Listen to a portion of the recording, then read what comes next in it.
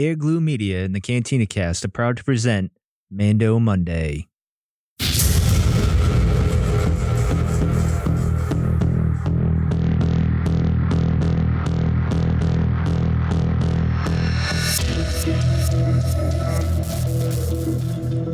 Hello and welcome to Mando Thursday. That's right, I'm giving you this episode on Thursday thanks to the high demand that we had in Discord the other day that you guys wanted this released on Thursday instead of on our traditional Mando Monday because of this little film that's coming out, The Rise of Skywalker. Now, hopefully this all goes well for us later on today with The Rise of Skywalker. So hopefully you guys enjoy the flick, and make sure you join Albert and Jonesy for their breakdown. And I'm sure I will join them on one episode to break things down and finish what I started, about 6 years ago with all this Star Wars stuff. But anyway, this is going to be a short episode, I think, because there's not much to really worry about. And just, I guess, one production note. Again, I'm recording in kind of a half-assed setup here because my my main computer, my desktop, has a bit of an issue. So I'm actually recording on top of a bar with the Rodecaster Pro and my notes and everything. So it's makeshift. It's very Mando-like. But anyway, I guess the one production thing I'll say going forward is I'm not really going to mention the directors because this group of directors is pretty darn good, and there's really no reason to even mention them because even the shaky ones with Dave and even Bryce Dallas Howard, they were good, and they're around a group of directors and producers that are going to guide them, and they're only going to get better. So there's no reason to really go on about the directors. I mean, Deborah Chow is just fanatic. I mean, she's just awesome. I mean, fantastical. I don't know what word I'm looking for, but you know what I mean. You've seen the episodes, so you know what I'm talking about. But anyway, let's get into this real quick. The good, the bad, and the ugly. And the thing is here, I don't have much for the ugly and the bad, but we'll get into the good here. So if we're being honest, I like that they're kind of like going to resolve the baby Yoda thing. Like, they know they can't keep doing this forever. Although I still have some concerns going into season 2 if this is going to continue to be a thing. I'm hoping this gets wrapped up. But anyway, so I did like that, Mando coming to terms with like, I have to do this. I got to do this. I know he knows it's a trap going forward, but he knows he's got to do something. And it's nice that they tied in those filler episodes that everyone was saying filler, as I always call them setup episodes. So I like, they got Quill back involved and Cara Dune. I thought that was fantastic that she came back. We kind of figured she would. I didn't think Quill was going to come back, but I'm glad he did because I like, as much as, and I'll get to this in the bad, I don't want to talk it here, but I like his dynamic with Quill and Cara Dune and when he's got to work with people. But more on that in a minute. So then seeing Gina Carano and her MMA skills coming to play here, I thought that was pretty cool because I've seen her fight and she's a complete badass. And it's funny because when they were arm wrestling, I'm like, Gina could probably beat Pedro there. I'm pretty sure of that. But so that was funny. And the interaction with Cara and Mando, I like it because Cara, I wouldn't say it's comedy or sarcasm. It's like somewhere in between when she interacts with him. I just think it's perfect. I don't know. I like that dynamic, that whole, I don't know. They just work very well together. And then Baby Yoda, sensing there's trouble, he peeked his head down like a typical child, and he's listening to the conversation, knows there's danger, so he decides to turn the ship around. I guess he picked up a few pointers watching Mando fly the ship. Not really great at it, but he kind of gets the idea of, I got to turn this way instead of going that way. So I thought that was pretty funny. I guess we get the sense that he understands a little better, more than I thought he did. I mean, he is 50 years old. You think he would kind of comprehend something like that, right? So the other thing I liked was Quill and Cara's tension and Mando kind of being that buffer. I thought that was great. I thought they all work very well together. And then, of course, Mando and Cara's reaction to IG-11 when he walked in. They're both in sync, very much a team. They know immediately that this is a bad thing, and they kind of just do their thing. So I thought that was excellent as well. And we see that throughout the whole thing. They're both very on point and know every situation they're walking in there's a trap, basically, and they know they got to be on their toes. And I also thought the scene with Quill, again, with Mando and Quill, it's always great, is they just kind of have this mutual understanding of each other. And, and I liked when he called Ugnaught, and he goes, I have a name. Of course, I thought of Anakin, but just the way he says it's Quill, and then he's kind of like, as soon as he said that, I got a little worried about his character, but we'll get into that in a little bit. And then, of course, the homage to, I guess, the Rise of Skywalker or the sequel trilogy and what's to come was him saying none will be free until the old ways are gone forever, which is perfect timing when you think about it. So, that kind of ties in with things. It's an interesting thing, and we'll see, I guess, tonight when we all go to Rise of Skywalker, what's going to happen.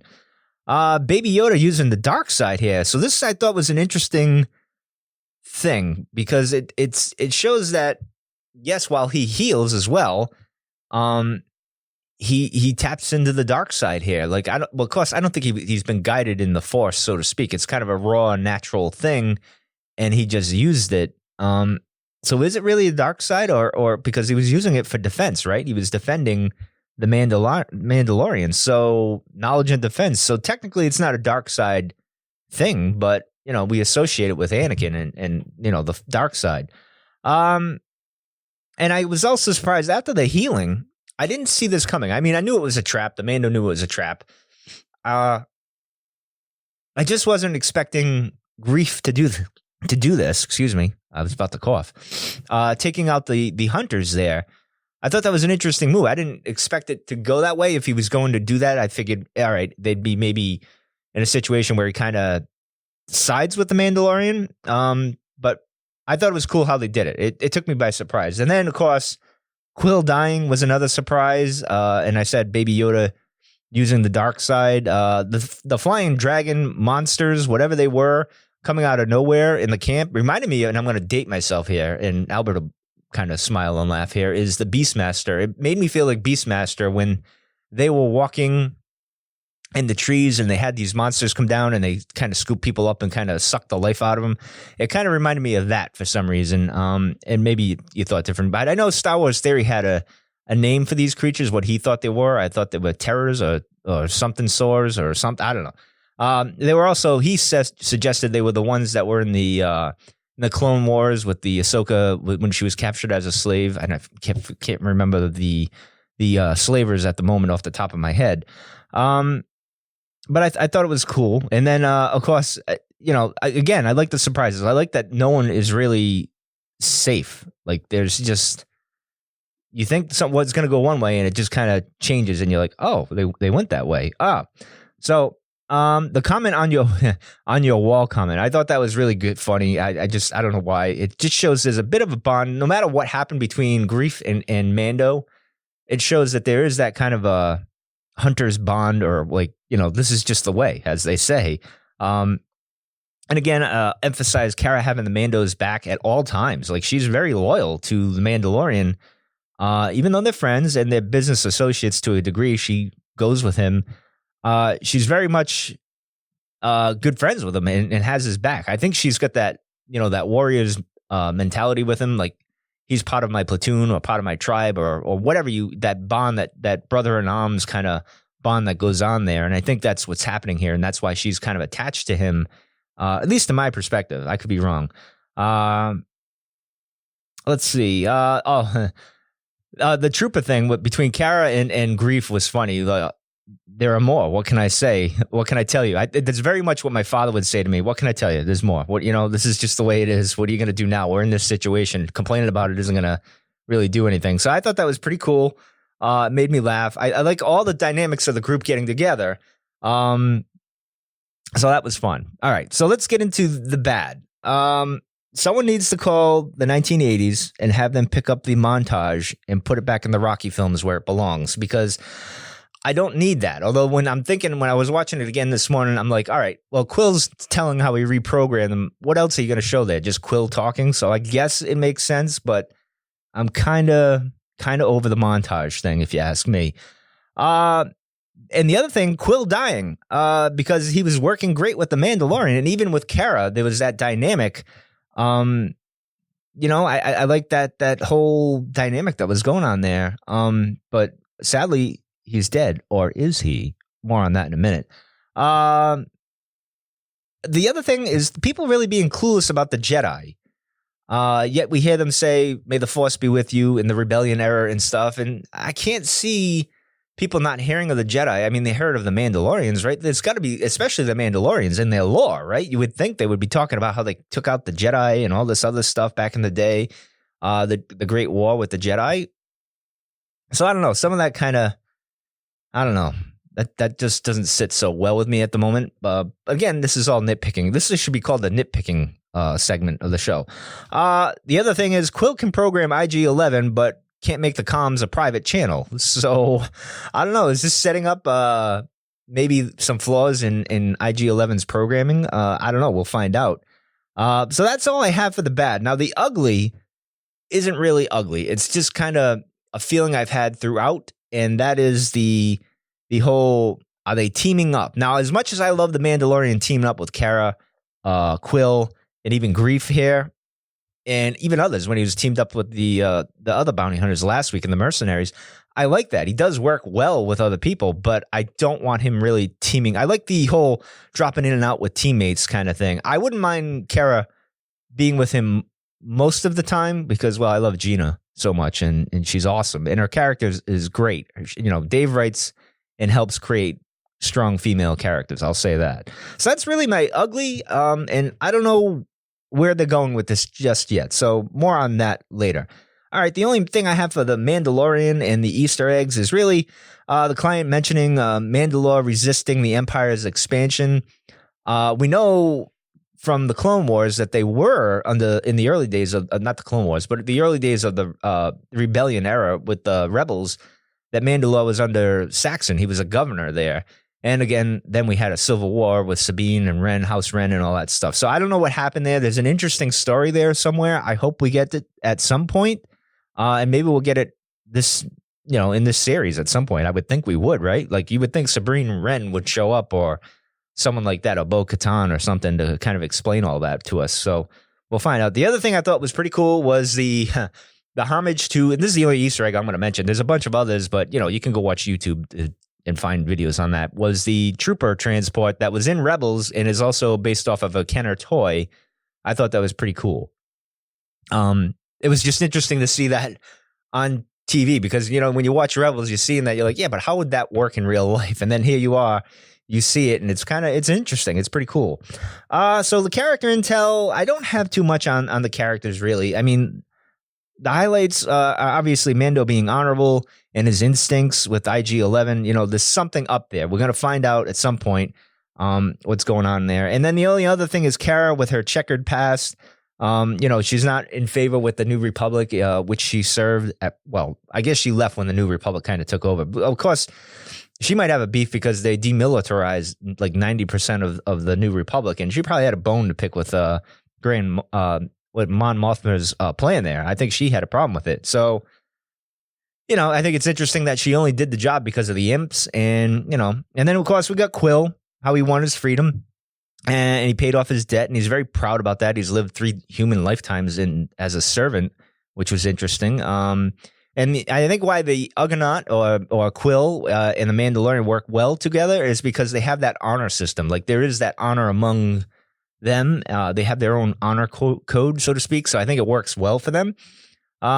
And it was interesting that he was part of the genetic researching facilities at some point in his career with the Empire.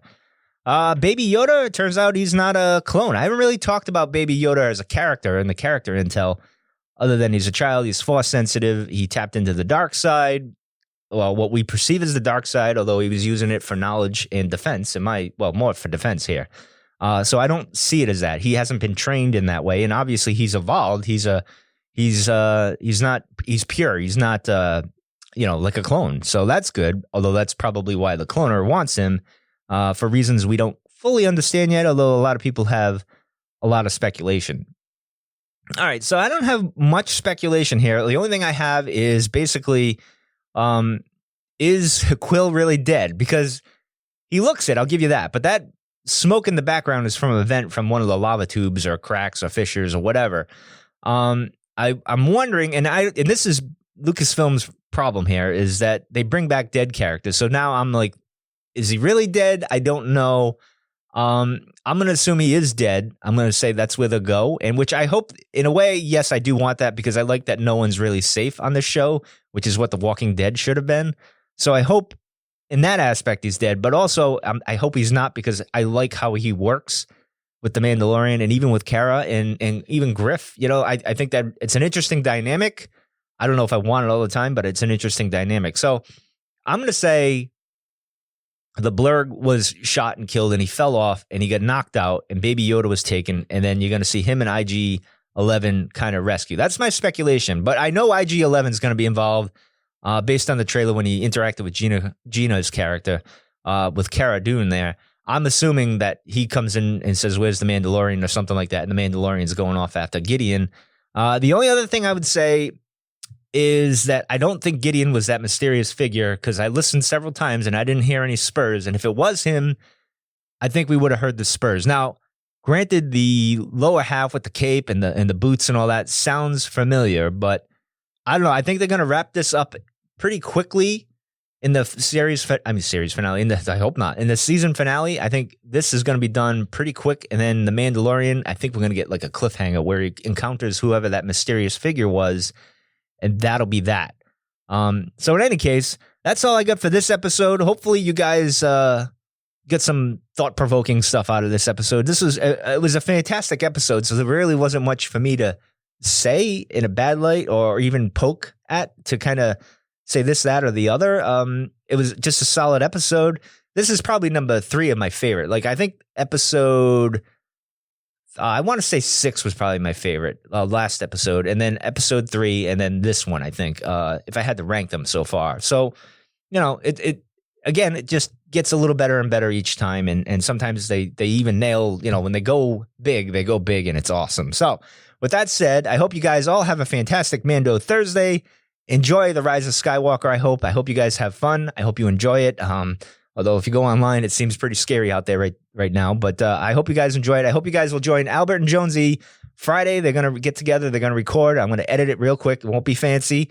It's going to get out there, and then they'll record another show over the weekend, and that'll get out probably before Christmas. So I hope you guys will listen and tune in and join us on Discord, where we're going to have quite the conversation. We've had a lot of conversations going on in the Spoilers channel and Mando Monday channel, where we're going back and forth. It's very active with those two channels right now. So please jump in, give your opinion.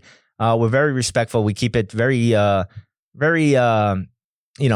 safe for everybody. Like, everyone's got an opinion. We all disagree on plenty of things, and we're still friends at the end of the day. So that's what we strive to do. We're very proud of that. So come on in, join us, and just don't be a jerk, because if you are, you get booted out. That's it. All right, guys. Hope you guys enjoy the movie, and I will see you guys pretty soon next week. The finale's coming. It's crazy to think. See you guys later. This podcast is not endorsed or affiliated with Lucasfilm, Star Wars, Disney, or Disney Plus, and is intended for entertainment and informational purposes only. All names, sound, music, and any other copyrighted material are held by their respective trademarks and copyright holders in the U.S. and abroad. I have spoken.